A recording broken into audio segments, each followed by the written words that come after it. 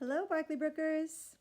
This story is a folk tale, traditional tale from Ireland, and it is the story of the giant Finn McCool, the giant of Knockmany Hill. And on the front, this is something I put here. I have these mustache stickers. See, they're very special stickers. They peel off, so don't you put stickers in your library book.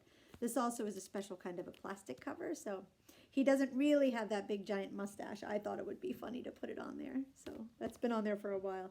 This story is retold and illustrated by the same person if you chose to watch the Streganona story from the first week of Multicultural May. This is also a Tomie de Paola story. And again, it comes to us from Ireland. So I hope you enjoy this story. Finn McCool, the giant of Knockmany Hill.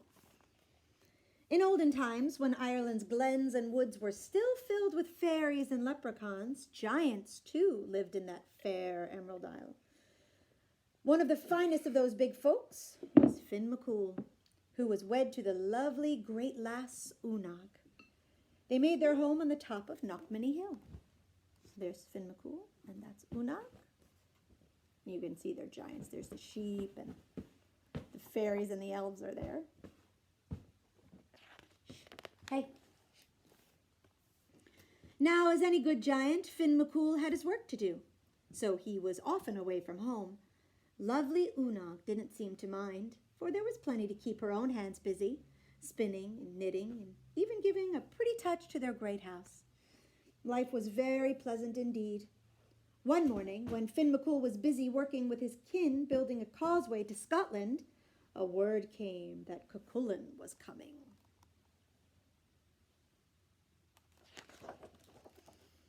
Cuchulainn was a giant too, and without a doubt the strongest in that part of the world.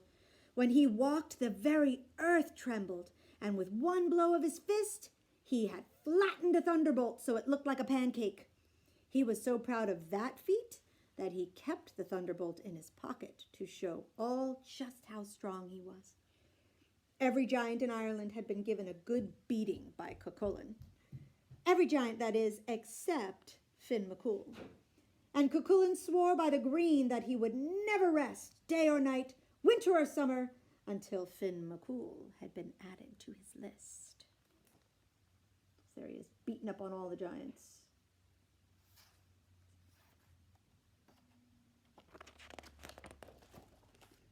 So far, Finn had been smart enough.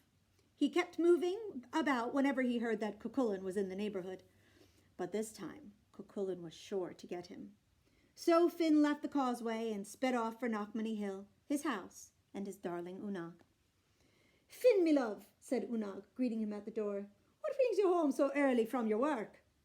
"The chance to get a sight of you, my sweet thing," said Finn. Since he was as honest as the summer day is long, he added, "And to keep out of the way of Cuchulainn. He's after me."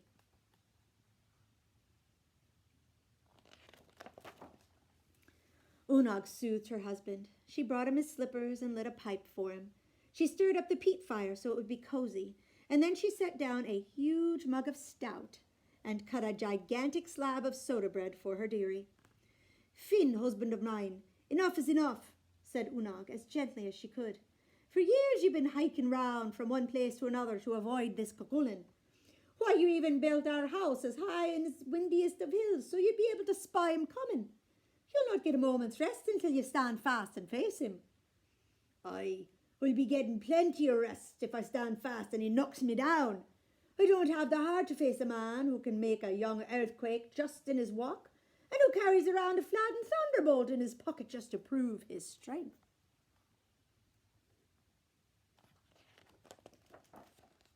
At that, Knockmany Hill gave a little dance.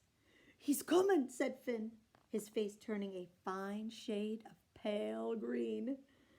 "Now hush," said Unag, "and give me time to think. Do you worry that I won't do all I can to help you settle this matter once and after all?" Unag then worked a charm the fairies had taught her.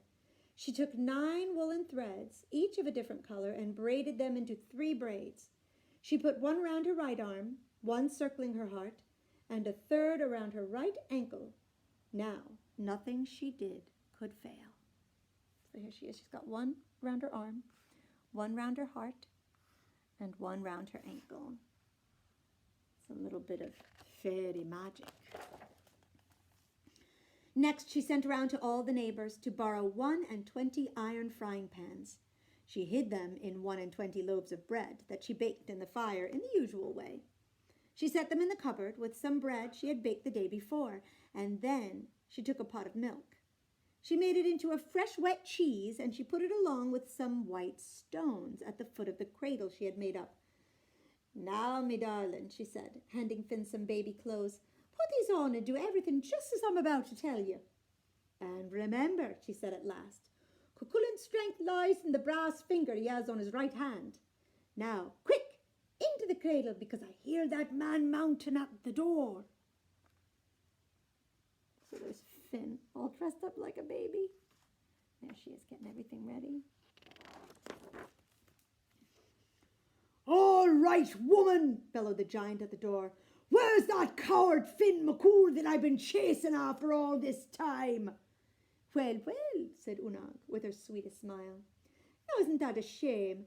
Finn was off working on the causeway when some important family affair called him away. But he'll be home by tea time, so why don't you just come right in and sit down?"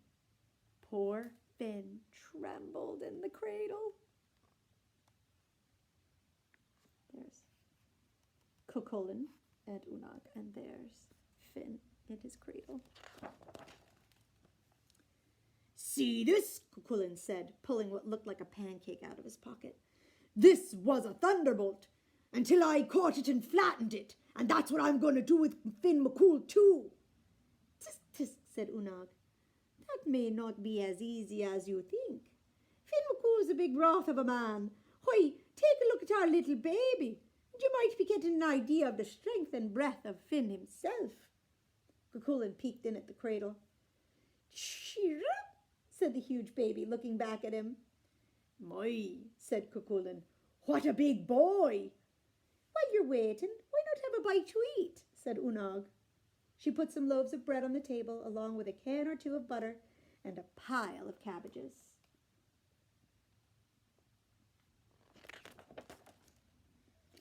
Cucullin, who was much a glutton as he was a bully, popped a loaf into his mouth. He took a huge bite, right down on one of the frying pans. Clang! "Yow!" shouted Cucullin. "What kind of devil's bread is this? Here are 2 of my teeth out." "Oh, that's Finn's bread, the only kind he eats," said Unag. "Is it a bit too tough for you?" "Too tough for me?" shouted Cucullin. "I should say not. Just give me another." Cucullin chomped into another loaf and into another frying pan. "I'll not have a tooth left in my mouth, woman. There's 2 more out." Cucullin hollered even louder.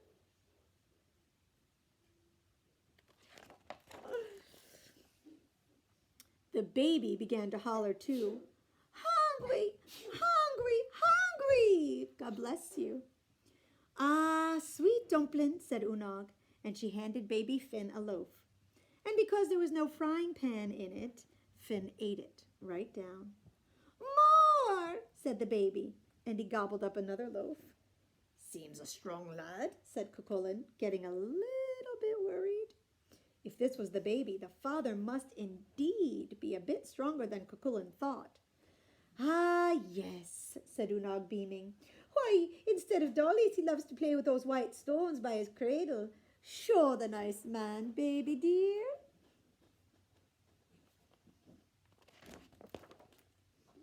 Finn did as he was told. He picked up a stone, that was really the cheese, and he squeezed all the water out of it, and he popped it into his mouth and ate it down. Cucullin was not about to be outdone by a baby. He grabbed a stone and squeezed. He squeezed and squeezed. Squeeze as he might, he couldn't get 1 drop of water out of it. He popped it into his mouth, and with a chomp, there went the rest of his teeth.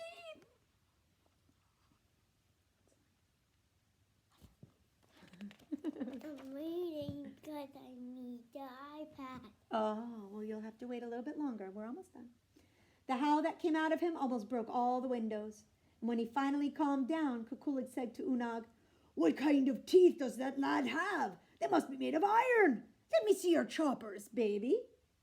At that, baby Finn opened wide his mouth and Cucullin stuck in his brass finger. The very brass finger that was the secret of his strength. What do you think baby Finn is going to do to that finger? What do you think? Do you know? No. No? You don't know what he's going to do? What does it look like he's about to do to his finger? Eat it. He's going to eat it. All right, step back so my friends can see the picture. With a strong bite, Finn McCool bit the brass finger right off. And then up Finn leapt and began to pound the daylight out of poor weak Cucullin. That was that. Out the door went Cucullin, never to bother anyone, let alone Finn McCool again. "Tea's ready, my love," said Unag, and Finn McCool sat down to the best giant wife in the whole world, and they lived a long and happy life.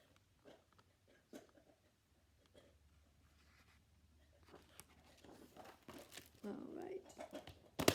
I hope you enjoyed that story. That is a traditional tale that comes from the Green Isle, the Emerald Isle, Ireland. Enjoy your day and your week.